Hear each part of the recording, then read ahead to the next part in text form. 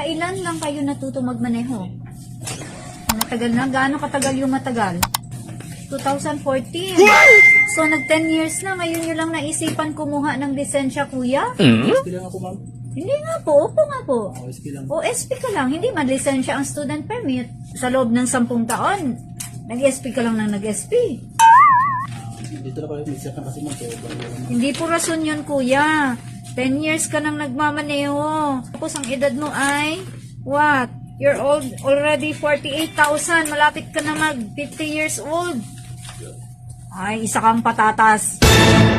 nakakura po yung SP. Kuya, ganito ha. Ang student permit, kaya nga student permit ang tawag sa kanya. Kasi hindi siya lisensya. Gagamitin mo siya kasi mag-aaral ka magmaneho. Hindi yung marunong ka na magmaneho, ilang taon ka na nagmamaneho, student permit ng student permit ka pa din. Ano, ma'am?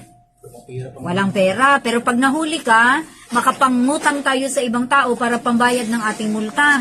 Yan yung karamihan eh. Yan yung rason lagi walang pera. O, nandun na po tayo, mahirap po talaga ang pera ngayon. Pero nagmamaneho kayo eh. Oo, paano na yan? Wala kayong concern sa buhay nyo, sa sarili nyo. Halimbawa, sa daan, hindi naman palaging ligtas tayo dahil may mga kamote din tayong nasasalubong. Paano kung nasagi ka? TY ka na lang. Kasi SP ka lang. Forever ka na SP. Ay, naku si kuya.